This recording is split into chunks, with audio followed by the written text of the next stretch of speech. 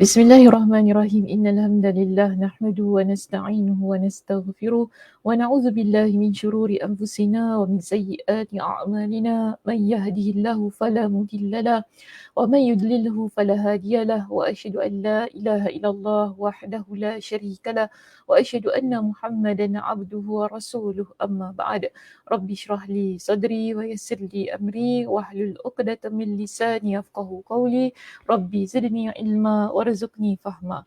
Allahumma inna nas'aluka ilman nafi'a wa rizqan tayyiba wa amalan mutaqabbala. Assalamualaikum warahmatullahi wabarakatuh. Apa khabar jemaah muslimah kita di Masjid Al-Muttaqin pada pagi ini? Mudah-mudahan semuanya dalam keadaan yang sihat sejahtera hendaknya. Dan sebagaimana biasanya sudah bersedia untuk ikuti sambungan perbincangan kitab kita, iaitu kitab Syarah Sahih Muslim. Dan sebelum itu, pertama sekali kita raikan teman-teman yang bersama dengan kita pada pagi ini, jemaah-jemaah kita, jemaah muslimah kita yang tidak jemu-jemu sentiasa setiap minggu bersama dengan saya, rasanya macam setiap hari bersama dengan saya. Mudah-mudahan Allah Subhanahu Wa Taala memberkati masa anda. Alhamdulillah. Di sini kita ada Kak Som kita. Itu Assalamualaikum Ustazah, admin dan teman-teman semua. Kak Sugiyarti lah tu, insyaAllah. Amin, amin. Tak tahu apa benda yang insyaAllah, amin, amin. Okay. Assalamualaikum Ustazah Admin dan teman-teman semua. Semoga sihat dan ceria selalu. Waalaikumsalam warahmatullahi Kak Som. Terima kasih di atas kehadirannya pada pagi ini. Kita ada Kak Nur kita. Assalamualaikum Ustazah dan admin serta teman-teman. Waalaikumsalam warahmatullahi Kak Nur. Kak Fauziah kita di situ. Assalamualaikum Ustazah. Dr. Sakinah Sabtu, admin dan sahabat-sahabat pecinta ilmu yang dikasihi Allah Subhanahu Wa Taala. Kak Zah juga ada dengan kita. Assalamualaikum warahmatullahi Dr. Sakinah Sabtu. Selamat pagi Ustazah, selamat pagi Kak Zah. Waalaikumsalam warahmatullahi. Mak Isa kita, Masya Allah, ada juga dengan kita pada hari ini. Alhamdulillah, Alhamdulillah Mak Isa bertemu lagi kita pada pagi ini. Assalamualaikum Ustazah dan teman-teman pecinta ilmu. Semoga Allah permudahkan segala urusan kita. Amin. Mudah-mudahan. Zahira pun ada dengan kita. Assalamualaikum Ustazah Sakinah. Waalaikumsalam warahmatullahi Zahira. Terima kasih. Every week ada dengan kita. Alhamdulillah. Kak Farida binti Muhammad juga. Assalamualaikum Ustazah admin dan semua jemaah-jemaah online. Kita ada As, kita ada Mas Niza kan. Kak Aisyah kita. Okay, Kak Aisyah panjang lah tu dia kata apa? Semoga di dalam keberkatan ilahi. Amin. Alhamdulillah. Thank you so much Amy for this FB live. Thank you so much. Okay, kita ada Zizi, Kak Johara, Liza, Aswandi. Ramai lah daripada ruangan YouTube kita juga di situ. Siti Hawa Wan. Waalaikumsalam.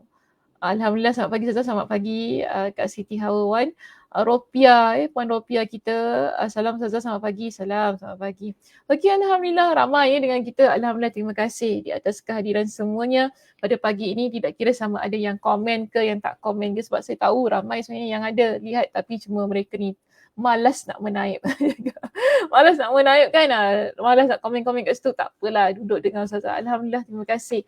Tak kira sama ada yang komen ke, yang tak komen ke, Alhamdulillah. Okey, baik. Bagaimana kita pada pagi ini, kita nak mulakan di muka surat yang keberapa, sila letak di ruangan komen. Jadi teman-teman kita yang ada di rumah dan juga yang bersama kita dapat mengikuti pengajian ini. Okey. Kita berada di muka surat yang keberapa?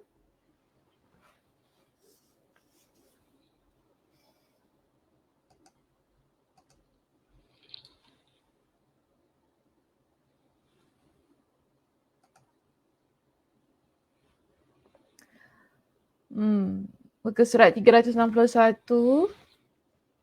Kak Som, Kak Farida, Liza. Okey, semua sebut muka surat 361. Betul ke? Confident? Yakin? Betul, tak ada kesalahan. Kak Nur mana Kak Nur? Kak Nur muka surat berapa Kak Nur? Kak Nur ada buku ke tak ada Kak Nur? Ada kan? Kita dah bagi buku PDF kan? Muka surat 361. Kenapa?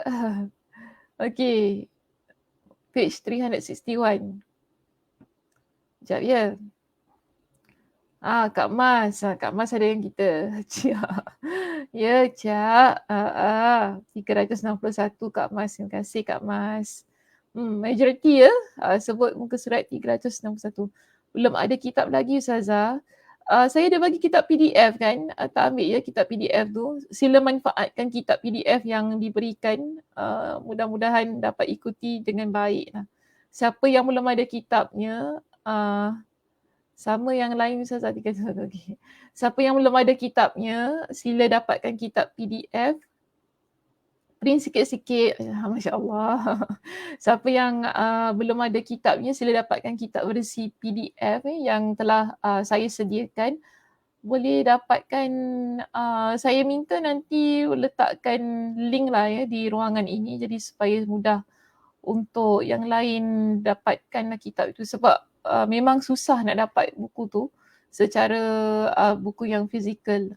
Saya nak kitab PDF yang kesian. Kesian apa tu? Kejap ya.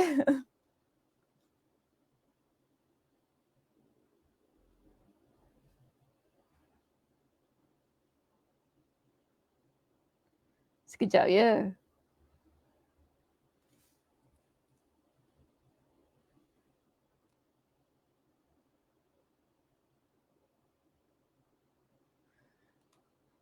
Okey, boleh download daripada link yang saya berikan di situ. Saya tak sempat nak apa ni?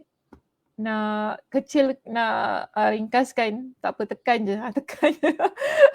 Malu pula saya. Saya bagi link banyak-banyak itu tapi tak apa, sila tekan sajalah link tu. Nanti keluarlah. Sebab saya pun dah tak kuasa. Nanti boleh ni. Esok Ustaz Muslim saya terpergi bagi dekat situ pula. Tak apalah, bolehlah mana-mana. Nanti Ustaz Muslim tolong kecilkan link tu Ustaz Muslim. Panjang sangat link dia, saya tak sempat. Tekan je, insyaAllah nanti keluar buku tu. Boleh tekan kan? Boleh tak? Ada masalah tak link tu? Sila dapatkan feedback. Ada masalah tak linknya? Harap tak ada ya. Boleh tekan ya. Link tu boleh tekan? Boleh tekan kan?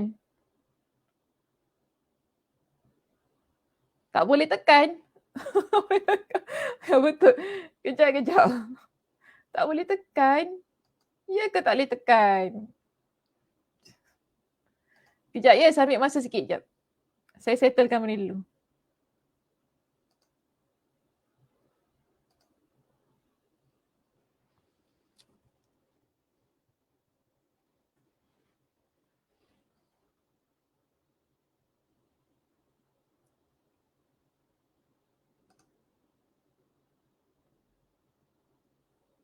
Oh, dekat handphone tak boleh. Sekejap.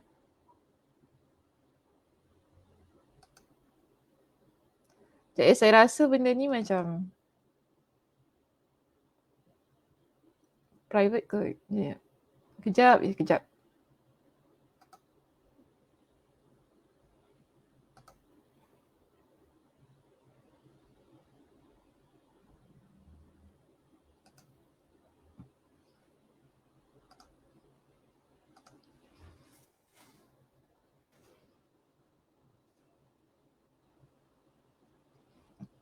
Saya salah bagi link tu kot. Kejap ya.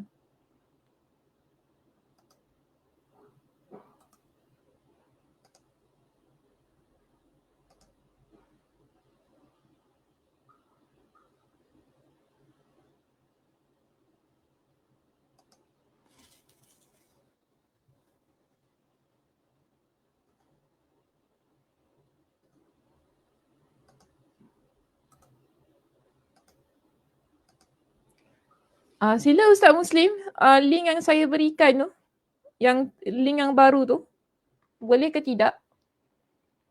Yang saya berikan di tu, Ustaz Muslim mungkin admin kalau share okey kot.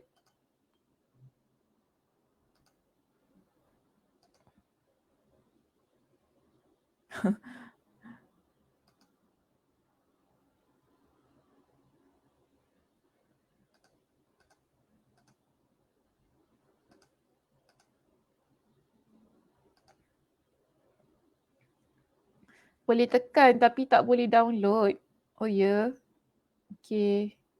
Use laptop dan boleh klik the link. Okay.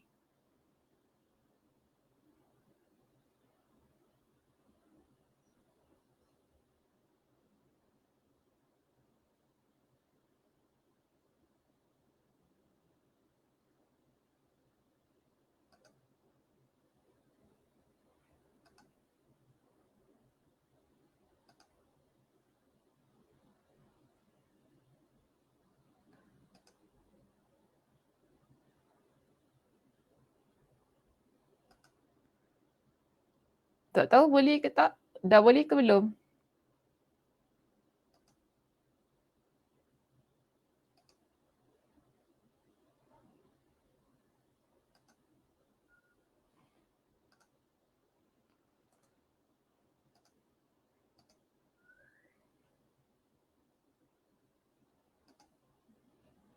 Kenapa saya tak boleh ni eh?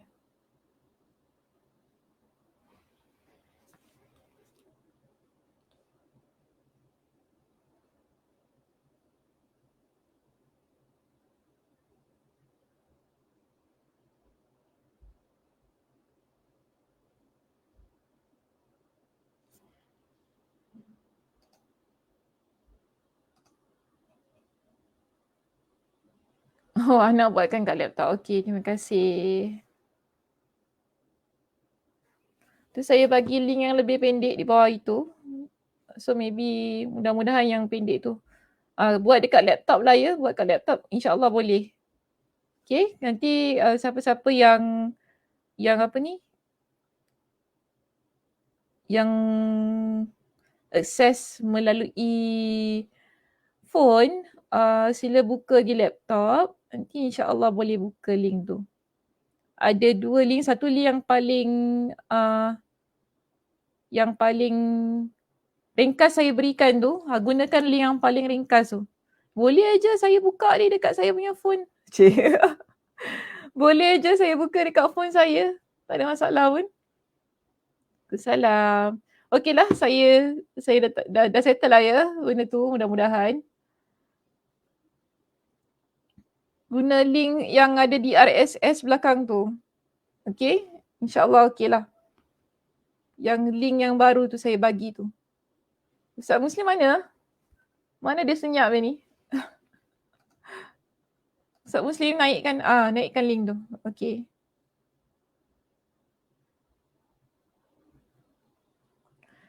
Okey, baik. Jom kita belajar.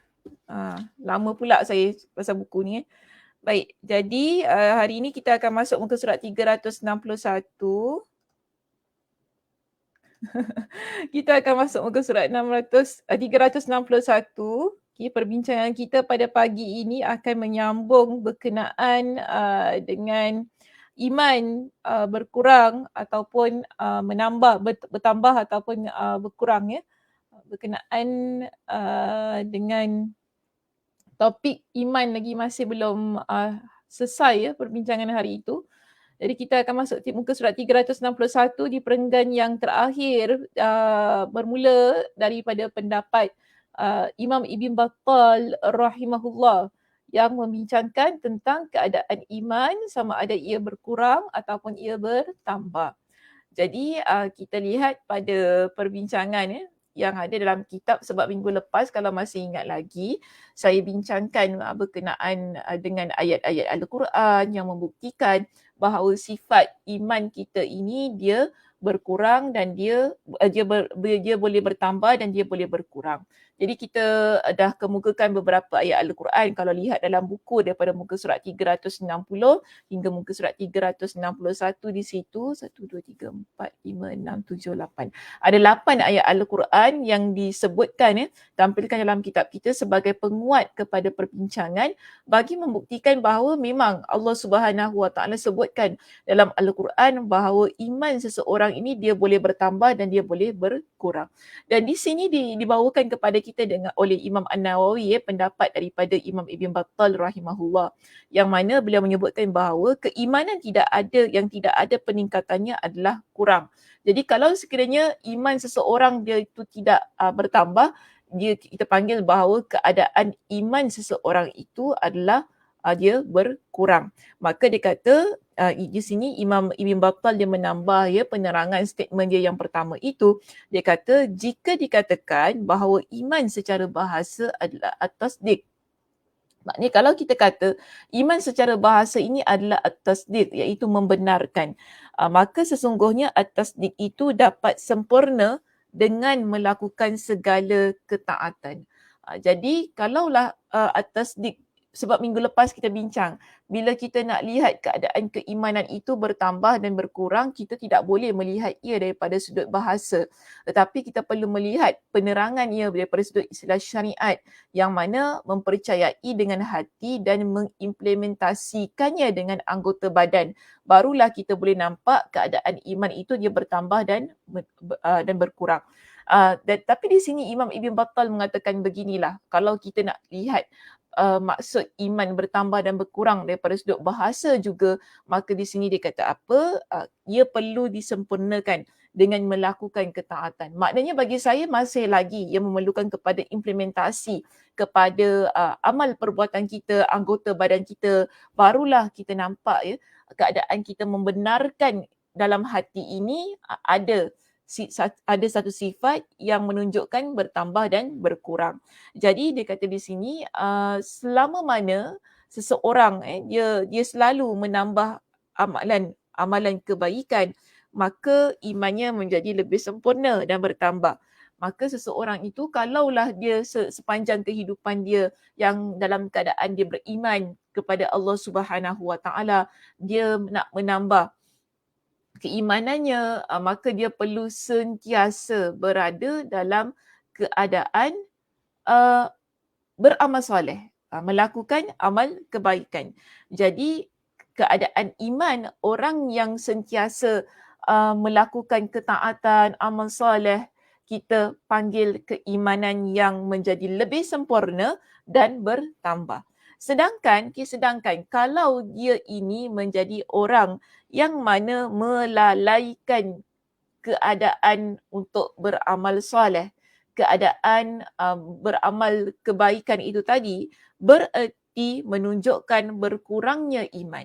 Maka di sini kalaulah seseorang itu dia ni menjadi seorang Muslim yang mana dia mengabaikan, dia melalaikan amal kebaikan itu tadi, ketaatan-ketaatan, maka di sini kita dapati bahawa keimanannya menunjukkan adanya kekurangan kerana dia melalaikan amal kebaikan yang sepatutnya dia lakukan bagi menambah keimanan yang ada pada diri dia.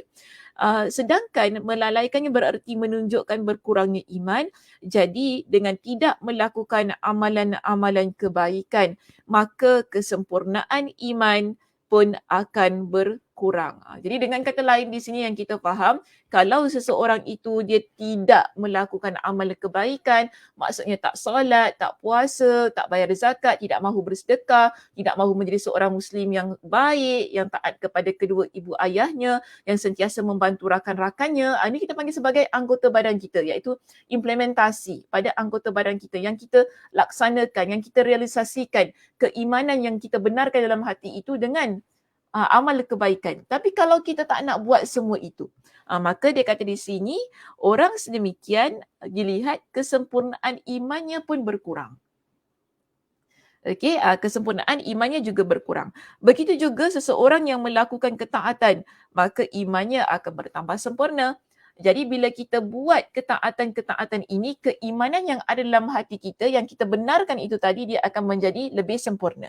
Tapi kalau kita melalaikan amal perbuatan kita, iaitu amal soleh kita, amal ketaatan kita, keimanan tidak dilihat sebagai keimanan yang sempurna dan keimanan itu dilihat sebagai keimanan yang berkurang. Jadi itulah pendapat yang adil berkenaan tentang iman.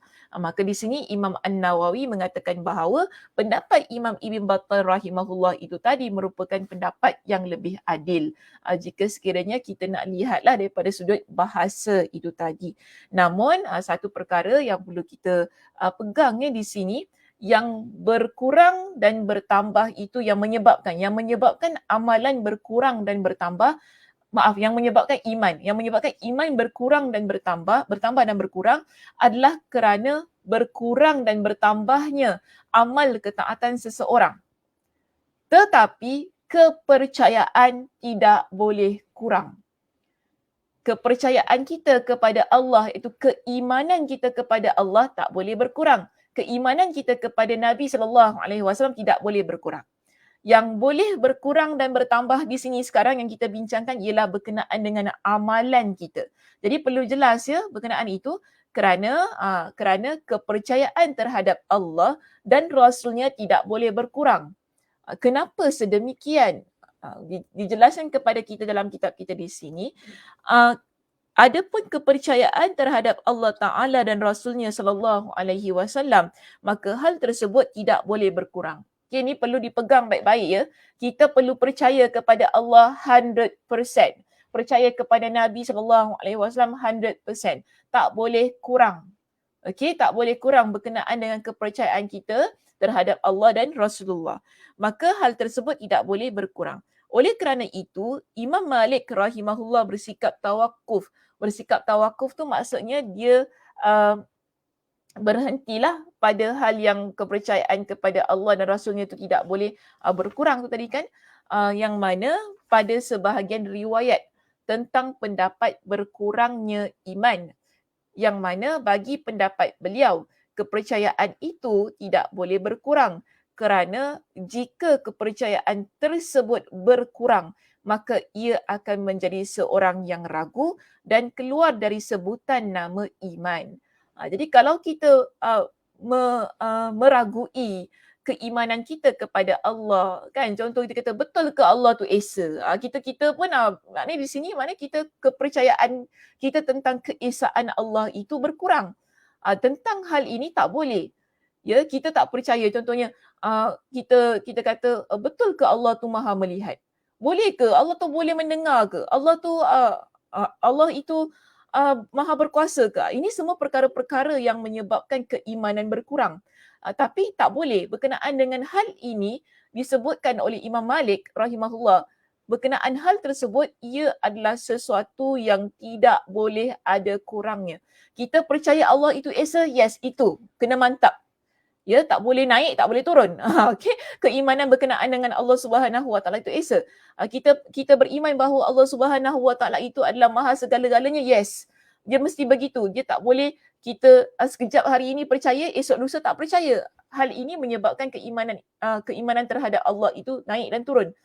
Tentang hal ini tidak dibenarkan. Begitu juga tentang Nabi sallallahu alaihi wasallam. Kita pun kata, betul ke apa yang Nabi cakap ni semua adalah wahyu? Betul ke Nabi itu adalah Nabi yang terakhir? Kita tak boleh kata sedemikian. Itu akan menyebabkan keimanan seseorang berkurang. Maka hal yang begini untuk Allah dan juga Rasulullah sallallahu alaihi wasallam dan juga para nabi itu, kita tidak boleh ada satu sifat kepercayaan yang mana kurang.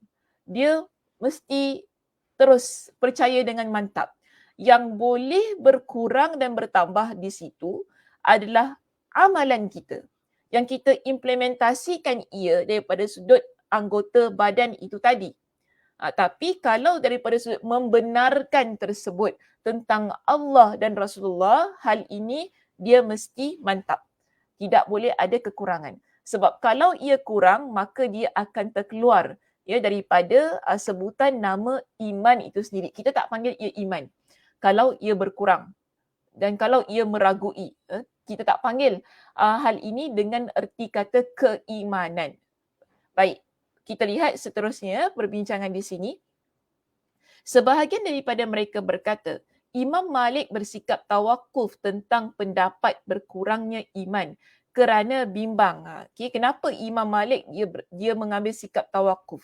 Sikap tawakuf ni maksudnya dia tak nak bincang tentang hal itu.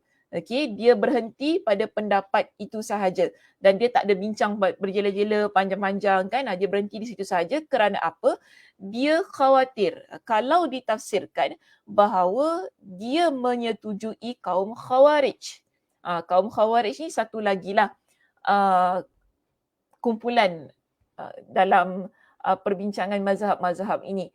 Jadi kita sekarang Ahlus Sunnah wal Jamaah. Okey, kita bukan Khawarij. Sekarang ni Imam Malik dia adalah Imam Ahlus Sunnah wal Jamaah, yang mana dia bimbang kalau dia tafsirkan lagi berkenaan dengan kepercayaan dengan keimanan itu boleh bertambah dan boleh berkurang ini, dia bimbang akan menyetujui pendapat daripada kaum Khawarij.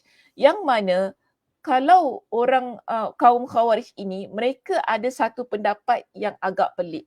Pendapat mereka kata kalau ada orang yang dia buat dosa, maka orang ini pelaku maksiat di kalangan orang yang beriman, mukminin, lantaran dosa-dosa, mereka ini adalah orang yang sudah terkeluar daripada agama Islam. Okey, mereka mengkafirkan. Ini pendapat kaum Khawarij, yang mana mereka kata kalaulah orang di kalangan orang yang beriman mereka buat maksiat, maka mereka ni dah jadi jatuh kafir. Tapi kita di kalangan Ahlus Sunnah wal Jamaah tidak mengatakan sedemikian. Kita cuma kata dia adalah mukmin yang fasik, iaitu seorang mukmin yang mana ada melakukan dosa, begitu maknanya dalam keadaan keimanan yang tidak sempurna. Okey, kerana kita tak bolehlah kata kalau orang tu dia berbohong dah terus jadi kafir. Bila dia berzina dia terus jadi kafir. Tak boleh begitu, sedangkan dia seorang yang beriman kepada Allah Subhanahu Wa Taala. Di sini Imam Malik rahimahullah dia bimbanglah kalau dia discuss lagi berkenaan dengan keimanan yang berkurang itu boleh menyebabkan masuk kepada pendapat imam Khawarij inilah, kaum Khawarij yang mana mereka mengkafirkan orang yang melakukan dosa di kalangan orang yang beriman. Jadi kita di kalangan Ahlus Sunnah wal Jamaah, kita taklah sampai kita kata orang yang buat dosa ni jadi kafir, tak macam tu. Okay, kita cuma kata imannya berkurang. Imannya berkurang, tapi taklah kata orang yang begini tak boleh jadilah kita mengaku orang beriman. Susah kita kalau macam tu, betul tak? Kan susah kita kalau buat dosa je jadi kafir, buat dosa jadi kafir dah, macam mana dah tu kan? Sedangkan kita tahu setiap anak Adam ini dia tak terlepas daripada melakukan dosa. Itu ada hadisnya. Maknanya Nabi SAW kata kullu bani Adam khata'. Setiap anak Adam ni dia ada buat silap. Tapi sebaik-baik mereka yang melakukan kesilapan di kalangan anak Adam ini ialah apabila mereka bertaubat kepada Allah Subhanahu Wa Taala. Maknanya dia dia contradict dengan hadis Nabi SAW itu tadi. Dia menyelisihi apa yang Nabi SAW sebutkan. Jika sekiranya kita pun main hukum lah, kalau orang buat dosa je kafir, orang buat dosa je kafir, ni tak boleh sedemikian. Jadi di sini Imam Malik dia mengambil sikap yang berhati-hatilah, kerana kenapa dia tak nak discuss berkenaan dengan iman itu berkurang. Bagi dia kalau iman berkurang dah sudah begitu saja, jangan dibincang-bincangkan lagi. Ini bagi pendapat Imam Malik. Namun di sini kita juga ada pendapat-pendapat yang lain yang boleh kita pegang supaya kita tak termasuk pada pendapat kaum Khawarij itu tadi. Yang mana kalau kita lihat di sini sungguh Imam Malik telah berpendapat dengan berkurangnya iman seperti pendapatnya jamaah Ahlus Sunnah. Yang mana di situ ada juga pendapat daripada Imam Abdul Razak yang mana beliau berkata, aku mendengar orang yang telah aku jumpa dari kalangan syekh-syekh dan sahabat-sahabat kami. Sahabat-sahabat kami ni mereka yang bersependapat dalam hal ini. Seperti Sufyan As-Sawri, Imam Malik ibn Anas, Ubaidullah ibn Amr, Al-Auza'i, Ma'mar ibn Rashid, Ibn Juraij, Sufyan ibn Uyainah. Mereka semua ini berkata, maknanya imam-imam ni semua di kalangan mereka ini berkata bahawa iman adalah perkataan dan amal perbuatan. Jadi bila kita nak mendefinisikan iman itu agak sukar tentang iman turun dan naik ini, agak sukar kalau kita cuma hanya menyatakan tentang percaya. Tapi kita perlu menggabungkan dia sebagai amal dan perkataan dan amal perbuatan. Okey. Dia adalah perkataan dan amal perbuatan. Yang mana bila kita fahami iman sebagai perkataan dan perbuatan, ia perlu kepada satu lagi keadaan, iaitu bertambah dan berkurang. Dan hal ini juga hal tersebut juga pendapat Imam Ibn Mas'ud, Huzaifah, An-Nakhai, Al-Hasan Basri, Ata, Tawus, Mujahid, Abdullah ibn al-Mubarak. Senang kata majority di kalangan ulama ahli sunnah wal jamaah, di kalangan ulama-ulama kita, mereka ini berpendapat bahawa bila kita cakap iman itu bagaimana, kita tak boleh kata iman hanya sesuatu yang kita benarkan dalam hati kita. Tetapi iman ini ia perlu merangkumi perkataan dan perbuatan kita. Yang kita lafazkan dengan 2 kalimah syahadah untuk menunjukkan bahawa orang ini beriman kepada Allah Subhanahu Wa Taala. Dan dia tak cukup dengan sesuatu yang kita ucapkan dengan 2 kalimah syahadat itu, tetapi ia juga perlu diikuti dengan perbuatan kita, iaitu amal soleh kita bagi merealisasikan apa yang ada dalam hati kita, bagi merealisasikan apa yang kita sebutkan tentang syahadah kita, iaitu kita solat, kita puasa, ini semua amal perbuatan. Kita bayar zakat, kita buat umrah, tunaikan haji dan semua perbuatan-perbuatan yang telah disyariatkan dalam agama kita. Bila kita lakukan ketiga-tiga ini, maka di sinilah yang kita panggil bahawa iman itu dia boleh bertambah dan boleh berkurang. Iman boleh bertambah dan berkurang dilihat pada perbuatan seseorang yang beriman itu tadi. Bila mantap, bila bertambah keadaan amalan perbuatannya, maka di situ kita nampak bahawa imannya bertambah. Dan kalau sekiranya menurun daripada sudut amal perbuatannya, kita akan lihat bahawa iman seseorang ini dia menjadi berkurang.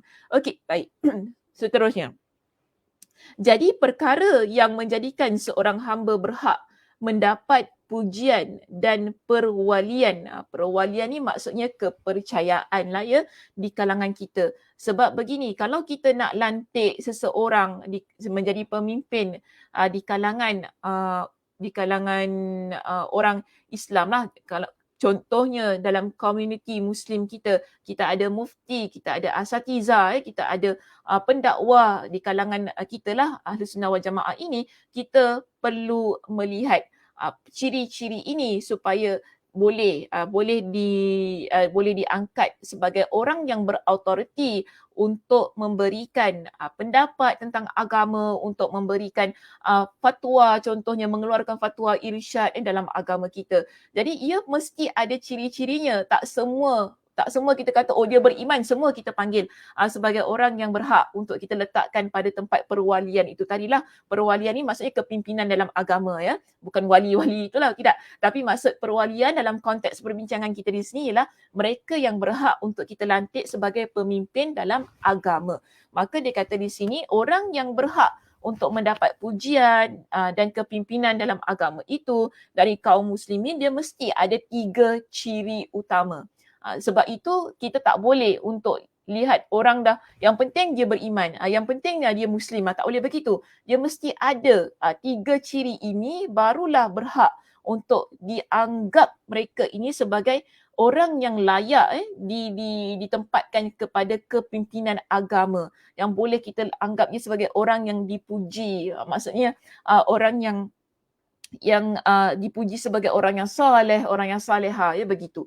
Jadi di sini kalaulah kita nak melihat seseorang itu yang berhak mendapat pujian, yang berhak mendapat perwalian itu tadi, iaitu kepimpinan daripada sudut agama, orang ini dia mesti ada 3 ciri ini, iaitu orang tersebut kita nampak dia adalah orang yang mempercayai dengan hatinya. Okay, kemudian dia adalah orang yang mengikrarkan dengan lisannya. Dan yang ketiga, mengamalkan dengan anggota badan. Sebab itu, kenapa 3-3 ni mesti ada? Kerana inilah menunjukkan bukti bahawa seseorang itu memiliki keadaan iman yang sebenar-benarnya. Dia memiliki keadaan iman yang sebenar-benarnya. Dia percaya dengan hatinya, dia mengikrarkan dengan lisannya, kemudian dia mengamalkan dengan anggota badannya. Maknanya, bila kita nak kata seseorang itu beriman, dia mesti 3 ni. Dia tak boleh hanya satu saja. Kan? Mungkin kita nampak orang tu dia mengamalkan dengan anggota badan dia. Dia puasa, dia solat, kan? Tapi dia tak percaya dengan hati dia. Dia tak mengikrarkan dengan lisannya. Sebab kadang-kadang kita ada nampak je non-Muslim yang mana mereka ini saja nak try puasa tu macam mana. Kan ada. Tapi adakah dia percaya dengan hati? Dia mengikrarkan dengan lisan sehingga kita boleh panggil dia sebagai seorang yang beriman? Tidak, tak boleh. Kita cuma kata dia cuma nak praktis sahaja, dia cuma nak rasa sahaja.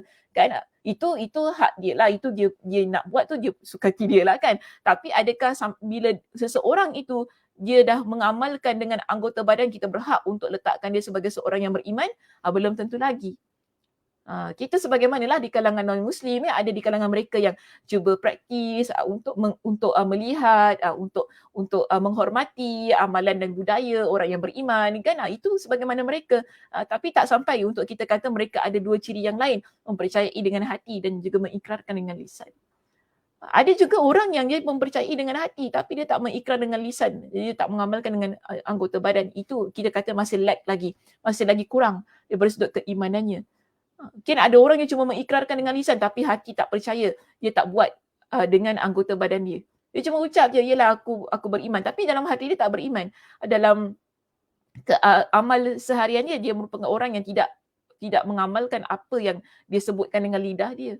Jadi dalam hal-hal yang begini, bila kita nak kata orang itu adalah sebenar-benar orang yang beriman kepada Allah, 3 perkara ini perlu ada dalam diri seseorang yang disebut sebagai orang yang beriman. Jadi di kalangan para ulama Ahlus Sunnah wal Jamaah, mereka menyenaraikan 3 perkara ini mesti ada supaya dia dapat pujian sebagai seorang yang beriman tu tadilah ya dalam kehidupan dia. Dan kalau sekiranya dia itu orang yang bagus kepercayaan pada hati dia, ikrarnya pada lisan, anggota badannya, sehingga kita boleh lihat orang ini berhak untuk menjadi pemimpin sebab dalam masyarakat Islam.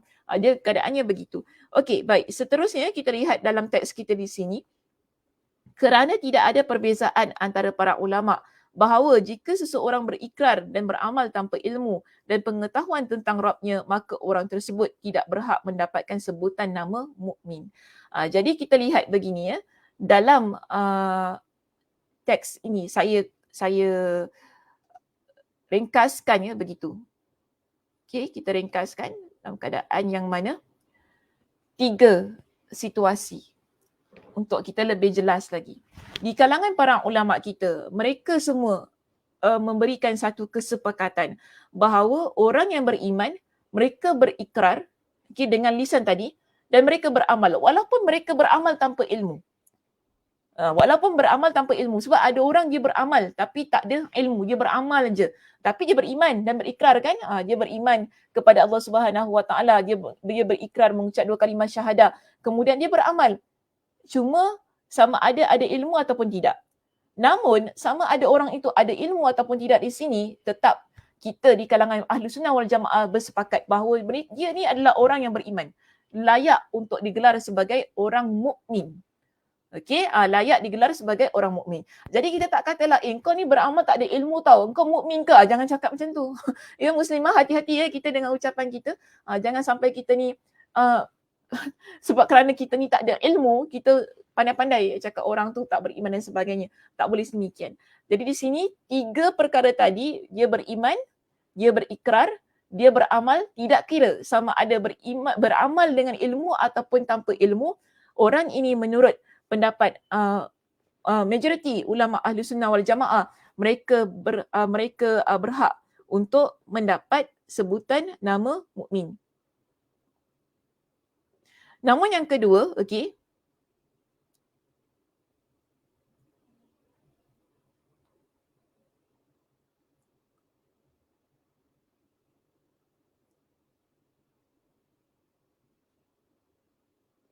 yang kedua, kita lihat di sini, jika dia mengetahuinya dan beramal. Kita lihat pada saya punya slide yang kedua tengah-tengah tu. Jika dia itu berikrar dan beramal, tetapi membangkang dengan hati dia. Ni yang tadi saya kata, dia mesti ada 3 tu tadi.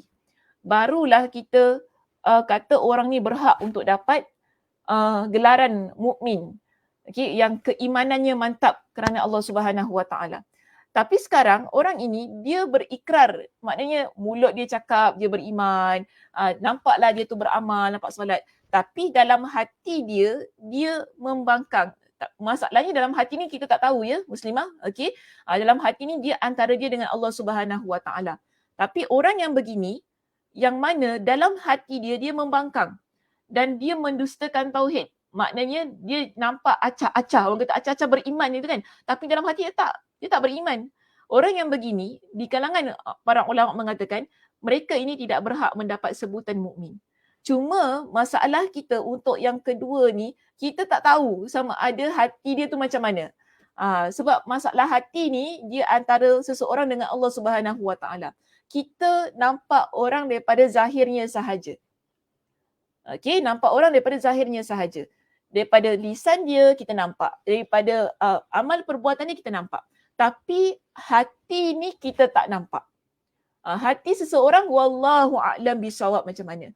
Cuma di sini dibincangkanlah bahawa kalau begitulah keadaan orang ini, okey, kalau begitulah keadaan dia, hati dia membangkang, hati dia mendustakan, maknanya dia cuma sebut je depan Allah, depan orang ramai kan, dia saya beriman, saya ni. Tapi hati dia tak ada maknanya aku nak beriman, kena tipulah korang. Mungkin dalam hati dia begitu, orang begini tak layak sebenarnya untuk kita sebut dia sebagai orang yang mukmin. Ini macam orang munafik lah ya. Orang munafik pada zaman Nabi SAW. Yang mana mereka ini tidak beriman pada hati mereka. Tapi mereka ikrar, mereka tunjukkan pada lisan, mereka tunjukkan pada anggota badan mereka bahawa mereka adalah orang yang beriman. Sebab itu ada di kalangan para sahabat bila mereka kata kepada Rasulullah, kenapa kita tak perangi saja orang munafik ini? Nabi kata apa? Hendakkah engkau ingin orang musyrik mengatakan bahawa Muhammad dia membunuh saudaranya sendiri? Sebab dia masalah hati benda ni. Jadi macam dia akan jadi fitnah lah kan. Kalau Nabi SAW tiba-tiba tangkap orang-orang munafik ni, padahal Nabi tahu dah ni orang-orang munafik ni. Kenapa Nabi biarkan orang-orang munafik itu dekat Madinah? Kerana kalau sekiranya Nabi ambil mereka, dijatuhkan hukuman bunuh ke apa pada mereka ini, akan nampak pada orang yang tak beriman, kenapa pula diorang ni bunuh orang yang beriman? Sebab apa, mereka ini mereka pada zahirnya, pada lidah mereka, pada zahir mereka adalah orang yang nampak sebagai seorang yang beriman kepada Allah Subhanahu Wa Taala. Sebab tu tadi saya kata dia adalah satu hal yang antara Allah dan dengan orang tu sahaja. So kita jangan pandai-pandai. Okay? Kita jangan pandai-pandai. Ini cuma belajar saja. Belajar kita tahu untuk diri kita. Jadi maknanya kita masing-masing kena tahu, kena jaga hati kita ni, keimanan kita, supaya kita ni menjadi orang yang sebenar-benarnya beriman kepada Allah Subhanahu Wa Taala. Jadi kita belajar bagaimana orang-orang yang begini. Mungkinlah saya kata mungkin kita ni nampak ada orang yang munafik begitu kan. Maknanya itu biar antara dengan Allah Subhanahu Wa Taala yang menjadi pengajaran bagi hidup kita supaya kita tak jadi sebagaimana orang tu tadi. Kerana kita faham bahawa orang yang begini kita tak berhak untuk panggil dia sebagai seorang yang mukmin, tapi dia ada istilah-istilah lain lah di situ kan. Contohnya orang munafik di situ. Sebagaimana yang berlaku pada zaman Nabi SAW. Okey, baik, kita pergi kepada yang ketiga di situ, yakin terhadap Allah dan Rasulullah, iaitu keadaan yang ketiga yang mana orang ini dia yakin terhadap Allah Taala dan seluruh rasulnya. Seluruh rasulnya salatullahi wassalamu alaihim, tetapi dia tidak mengamalkan kewajipan-kewajipan, maka dia tidak dinamakan sebagai mukmin secara mutlak. Maksud mukmin secara mutlak ini tidak sempurna imannya. Bukan kita kata dia itu orang yang tak beriman, bukan begitu. Dia yakin kepada Allah, yakin kepada Rasulullah, beriman kepada semua yang ada dalam agama ini. Cuma biasa manusia ni ada yang tidak mengamalkan kewajipan-kewajipan dalam agama. Ini yang tadilah yang kita kata dia ada buat dosa, dia ada tinggalkan solat. Padahal dia tahu dalam keadaan diri dia tu mengetahui solat itu wajib, puasa tu wajib, bayar zakat semua wajib. Cuma dia refuse, dia tak nak buat. Ada orang begitu kan. Jadi dalam hal yang begini kita nampak orang ini tidak sempurna imannya. Kita tak panggil dia sebagai seorang mukmin yang mutlak. Mukmin mutlak ni maknanya ialah mereka yang berada pada tempat yang pertama tu. Mukmin mutlak. Tapi kalau yang ketiga kita tak panggil dia sebagai mukmin mutlak. Maknanya tak sempurna keimanan dia. So di sini dia kata Imam An-Nawawi jelaskan kepada kita, meskipun menurut ungkapan orang-orang Arab, orang tersebut dinamakan sebagai mukmin lantaran kepercayaan itu. Walaupun ada dalam orang Arab ini ataupun dalam bahasa Arab bila disebutkan sebagai orang begini, tetap juga dipanggil sebagai seorang mukmin yang berhak dipanggil sebagai mukmin yang mutlak tadilah. Tapi kalau dibahaskan secara tuntas berkenaan ini, kita tak panggil dia sebagai seorang mukmin yang sempurna keadaan keimanan dia, kan?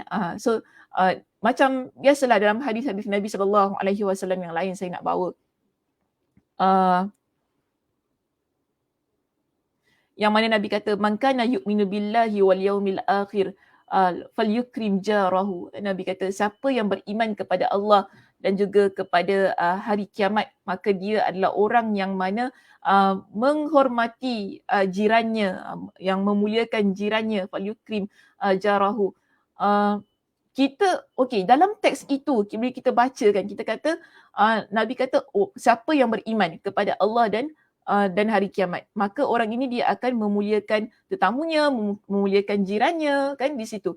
Adakah kalau seseorang itu dia tak memuliakan tetamu dan dia tak menghormati ataupun dia tak berlaku baik kepada jirannya, kita panggil dia sebagai orang yang tidak beriman?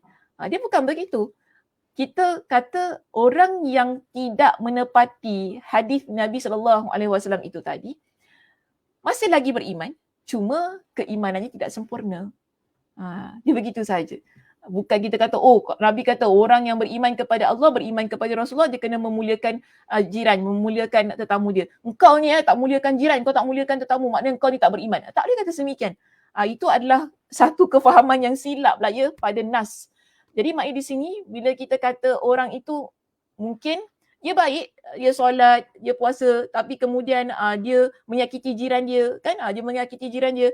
Kita kata dia adalah seorang mukmin, tapi kemukminan dia, keimanan dia itu adalah keimanan yang tidak sempurna. Dia begitu. So yang nombor 3, dia bagi saya dia banyak berlakulah di sekitar kita. Okey, banyak berlaku di sekitar kita. Nombor 1 juga banyak berlaku di sekitar kita berkenaan dengan orang mukmin itu sendiri. Yang nombor 2 ni agak sukarlah sikit ya, kita nak detect. Mungkin kita boleh dapat detect, cuma tu tadi saya dah nasihatkan, jangan kita tiba-tiba pergi dekat orang tu bila kita nampak, mungkinlah kita nampak keimanan dia tu macam fake ke apa kan. Kita tak boleh lah tiba-tiba pergi dekat dia, kita engkau ni orang yang tak beriman. Tak boleh kata sedemikian. Tu biar antara dengan Allah Subhanahu Wa Taala, kita pun kena jaga adab kita sebagai seorang yang beriman kepada Allah Subhanahu Wa Taala. Baik. Kita lihat di sini, namun orang tersebut tidak berhak mendapatkannya menurut ungkapan Allah Ta'ala. Kita lihat dalam Al-Quran, Allah Subhanahu Wa Ta'ala ada berikan kepada kita dengan satu dalil yang mana Allah sebutkan tentang semua ini untuk menunjukkan bahawa siapakah orang yang benar-benar beriman kepada Allah Subhanahu Wa Ta'ala. Iaitu kalau kita rujuk dalam kitab kita diberikan kepada kita dengan surah Al-Anfal ayat yang kedua hingga ayat yang keempat.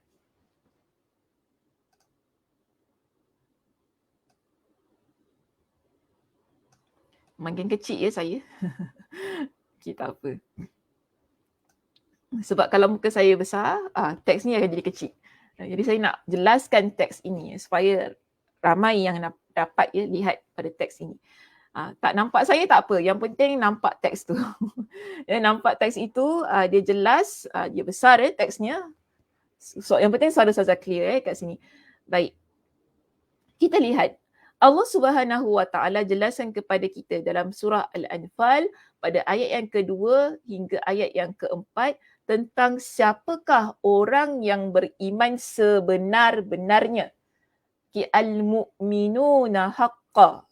Al-mu'minuna haqqa. Orang yang beriman sebenar-benarnya. Di sini pada ayat yang kedua dalam surah Al-Anfal, Allah Subhanahu Wa Taala berfirman, Allah kata apa? Innamal mu'minuna allazina idza dzukirallahu wajilat qulubuhum wa idza tuliyat alaihim ayatuhu zadatuhum imana wa ala rabbihim yatawakkalun.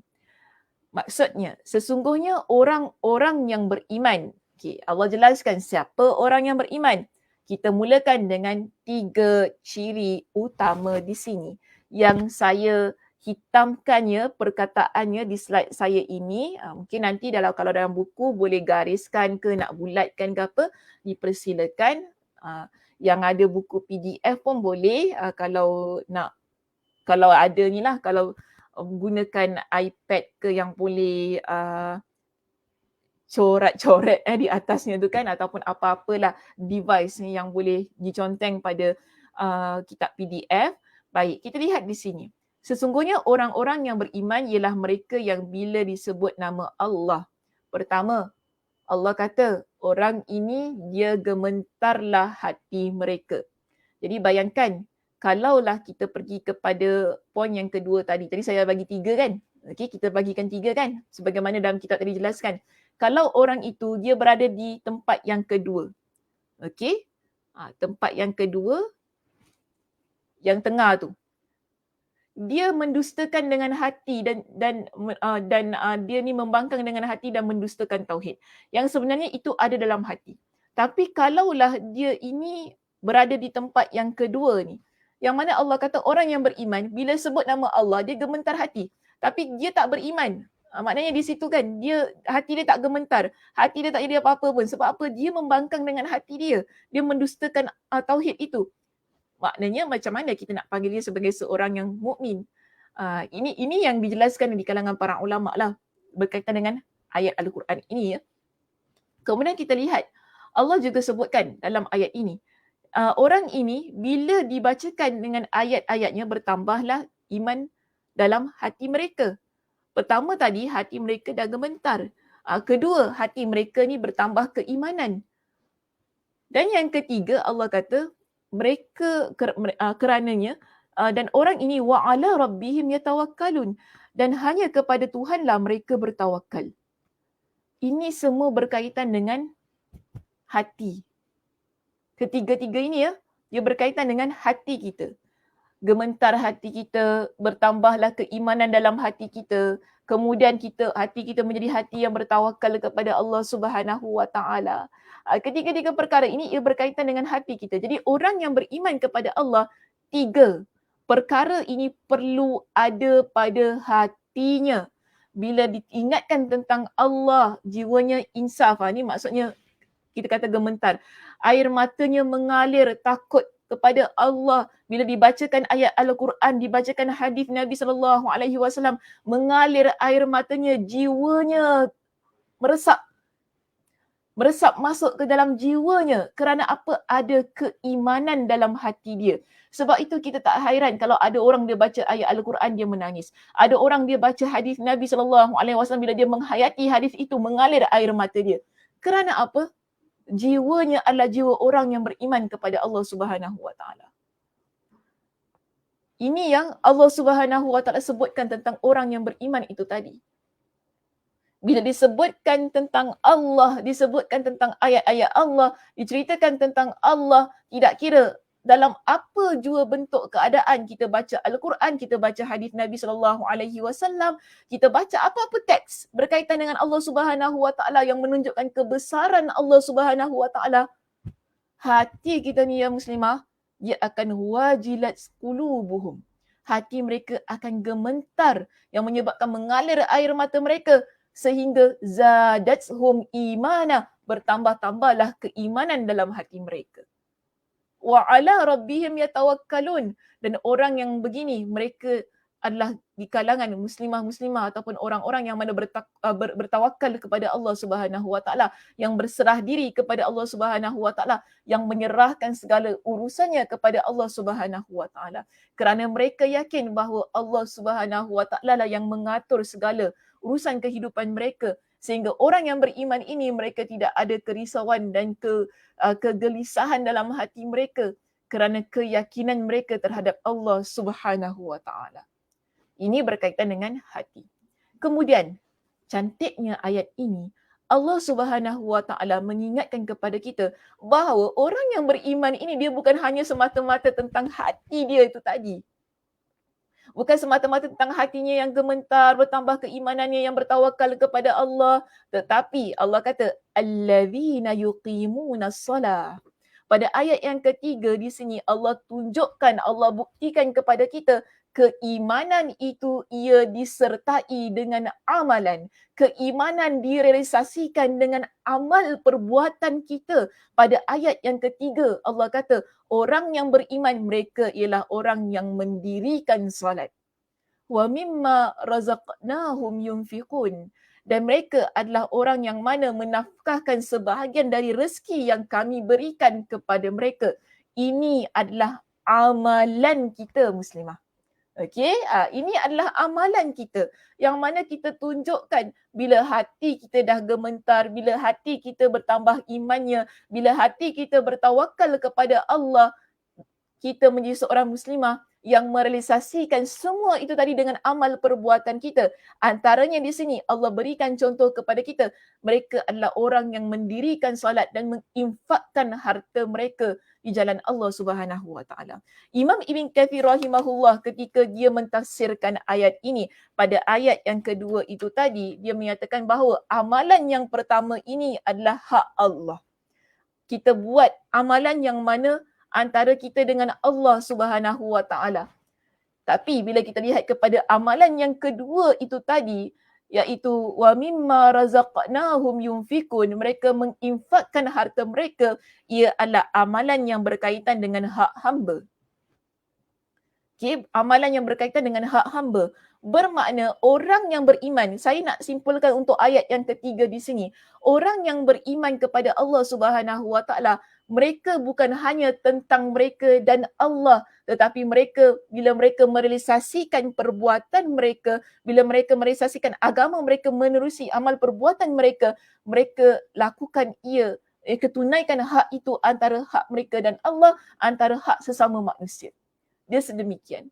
Sebab itu bila kita kata kita seorang yang beriman, dia ada hal-hal yang berkaitan dengan manusia. Menghormati jiran kita, menghormati tetamu, berbakti kepada kedua ibu ayah kita, tidak merendahkan fakir miskin. Kita menjadi seorang muslimah yang mana sentiasa menjaga akhlak dan budi bicara kita dengan orang di sekitar kita. Jaga pertuturan kita, kita jaga diri kita ini supaya tidak menyakiti orang lain. Ini semua berkaitan dengan manusia yang menyebabkan terzahirlah pada diri kita sebagai seorang yang beriman kepada Allah Subhanahu Wa Taala.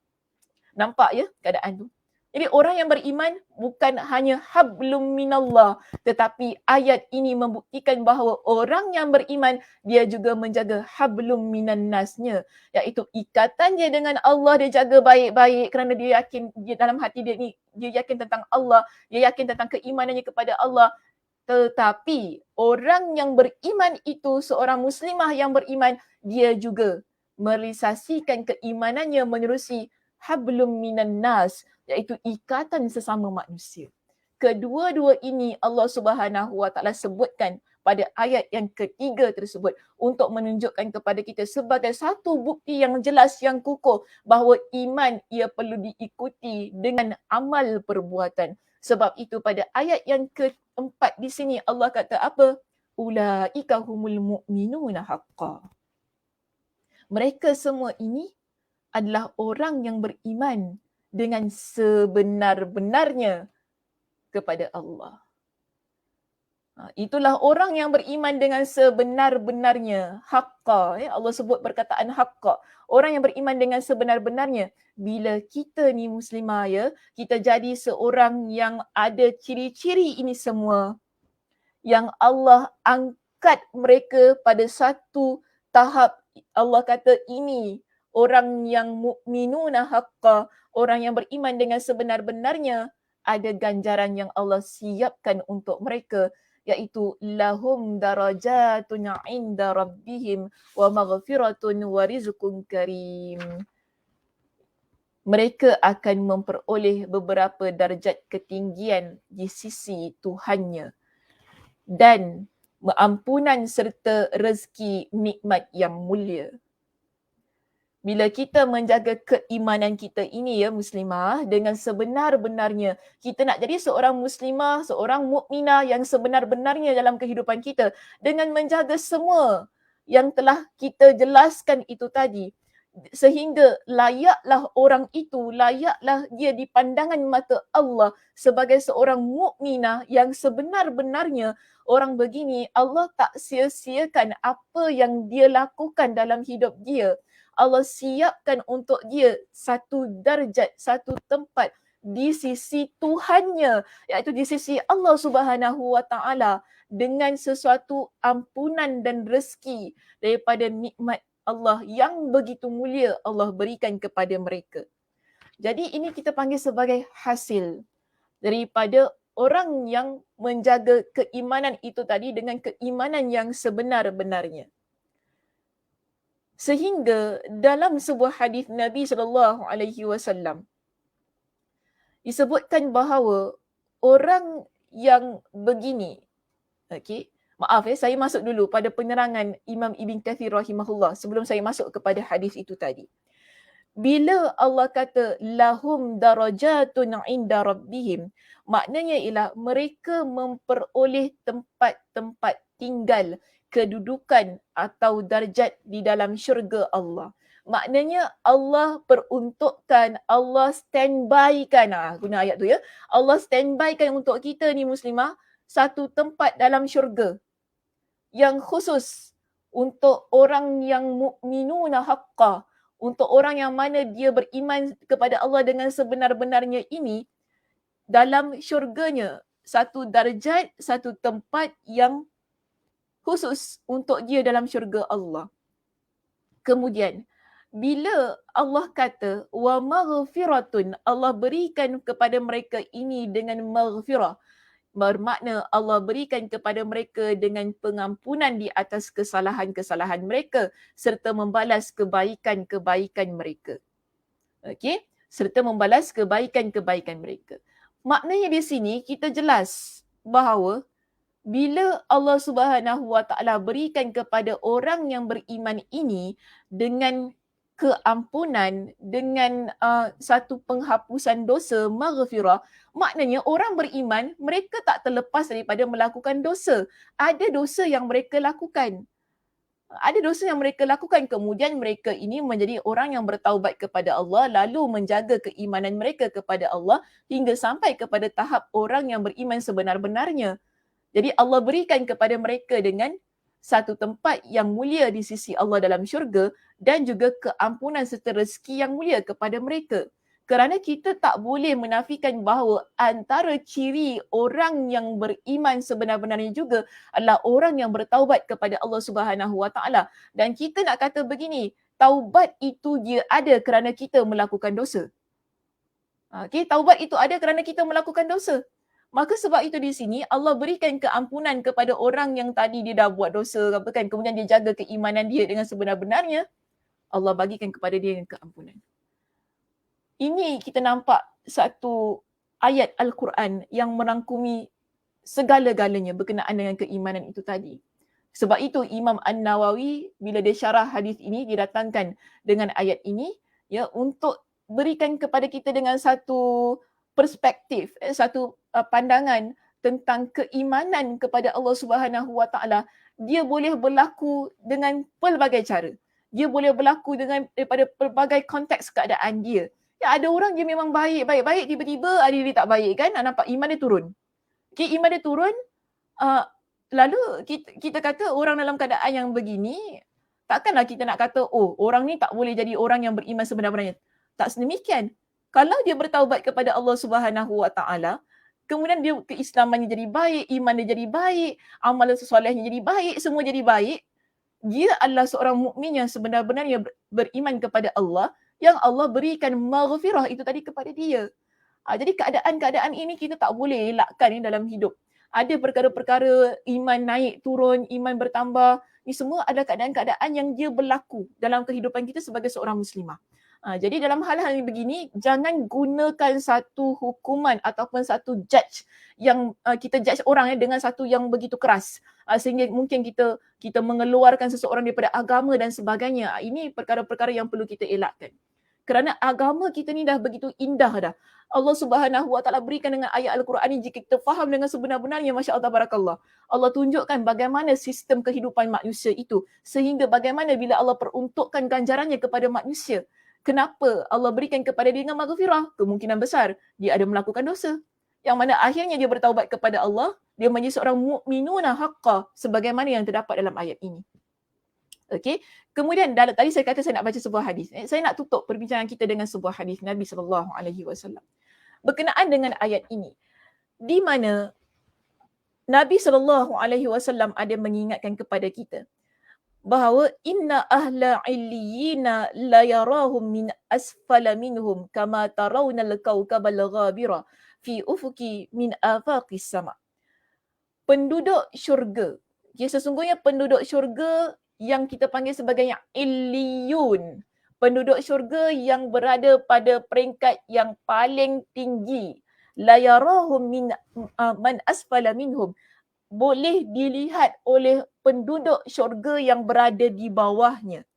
Maknanya syurga ni ada tingkatan-tingkatan. Orang yang beriman dengan sebenar-benarnya, pastilah orang ini dia berada pada tingkatan syurga yang paling tinggi. Sehingga orang yang mana dia beriman kepada Allah, tapi biasalah ada buat dosa dan sebagainya, kemudian adalah dia punya lag sana sini, dia masuk syurga juga, tapi kita tak kata dia berada pada syurga yang tinggi. Dia berada pada syurga yang di peringkat bawah sedikit. Nabi kata apa? Orang yang berada di syurga pada peringkat yang bawah ini, mereka boleh melihat orang yang berada di atas. Maknanya penduduk syurga yang berada di peringkat yang tinggi. Okay, yang berada di bahagian atas itu. Dan dalam keadaan yang sedemikian, Nabi SAW pun ditanya oleh para sahabat. Qalu, ya Rasulullah, tilka manazilul anbiya'i la yanalu ghairuhum. Di kalangan para sahabat pun mengatakan kepada Nabi SAW, wahai Rasulullah, itukah darjat para nabi yang tidak boleh dicapai oleh selain mereka? Bila para sahabat dengar hadis ini, yang Nabi SAW nyatakan, yang Nabi kata apa? Orang yang berada ahli syurga di kalangan illiyun, yang berada di bahagian syurga peringkat atas kali ini, boleh dilihat oleh orang yang berada, penduduk syurga yang berada di bahagian bawah ini, mereka menyangkakan bahawa yang dekat atas itu hanya di kalangan para nabi. Okay, bukan di kalangan kita ni, manusia biasa ni yang tidak diangkat oleh Allah Subhanahu Wa Taala sebagai nabi. Yang mereka tanya kepada Nabi, pasti orang yang ada dekat atas itu adalah di kalangan orang di kalangan para nabi. Mereka tanya kepada Nabi. Nabi SAW mengatakan kepada mereka, bala wallazi nafsi biyadihi rijalun amanu billahi wa saddaqul mursalin. Nabi kata apa? Tentu sahaja akan dicapai oleh selain mereka. Maknanya di syurga pada peringkat ataupun stage yang paling atas itu tadi kan, Nabi kata boleh tentu sahaja diperoleh oleh mereka yang selain di kalangan para nabi. Yang mana Nabi bersumpah, Nabi kata wallazi nafsi biyadi, demi zat yang jiwaku berada di tangannya, iaitu demi Allah yang jiwa aku berada di tangan Allah. Rijalun amanu billah, mereka adalah orang-orang yang beriman kepada Allah, wa saddaqul mursalin, dan membenarkan para rasul. Dengan erti kata lain, orang yang bukan nabi pun mereka berhak untuk berada di syurga ataupun peringkat syurga yang paling tinggi itu tadi. Bukan hanya di kalangan nabi sahaja. Dengan syarat mereka adalah orang yang beriman kepada Allah dengan sebenar-benarnya itu tadi dan membenarkan apa yang dibawa oleh para rasul. Bila kita kata orang yang beriman dengan sebenar-benarnya, di sini dinyatakan bahawa maknanya keimanan itu bukan semata-mata tentang pengakuannya, tetapi dia mengamalkan semua yang terdapat pada tuntutan keimanan yang ada pada hati dia. Maka orang tersebut berhak untuk berada pada syurga yang paling tinggi. Sebab itu tadi Allah kata innamal mu'minuna haqqan. Ulaika humul mu'minuna haqqan. Mereka itu semua adalah orang yang beriman dengan sebenar-benarnya, yang mana mereka berhak untuk mendapat ganjaran di sisi Tuhan mereka, iaitu syurga Allah Subhanahu Wa Taala, yang Allah Subhanahu Wa Taala tempatkan mereka pada syurga yang paling tinggi, atau kita kata mereka dikenali sebagai illiyun, iaitu orang-orang, iaitu penghuni penduduk syurga yang berada pada tingkatan yang teratas. Okey Muslimah, itu sahaja perbincangan kita pada pagi ini. Terima kasih di atas perhatiannya. Mudah-mudahan Allah Subhanahu Wa Taala memberikan kepada kita dengan kefahamannya pada apa yang telah diterangkan itu tadi, yang telah kita kuatkan dengan ayat Al-Quran di sini. Penerangan daripada Imam Ibn Battal ada panjang lagi ya. Nanti insya-Allah pada minggu hadapan saya akan masuk kepada penerangan yang beliau berikan untuk ayat ini bagi menguatkan lagi kefahaman kita. Dan saya pun tak nak masuk lagi dululah sebab nanti panjang, kita dah 11.19 ya di sini. Takut ambil masa lagi sebab saya pun ada pekerjaan lain yang perlu saya uruskan. Mudah-mudahan Allah Subhanahu Wa Taala memberikan kepada kita dengan kefahaman dan mana kita dapat beramal, memberikan juga motivasi pada diri kita untuk terus-terusan menjaga keimanan yang ada dalam hati kita ini. Mudah-mudahan kita menjadi seorang muslimah yang memiliki keimanan yang sebenar-benarnya. Saya tutup dengan tasbih kafarah. Subhanakallahumma wa bihamdika asyhadu an la ilaha illa anta astaghfiruka wa atubu ilaik. Assalamualaikum warahmatullahi wabarakatuh.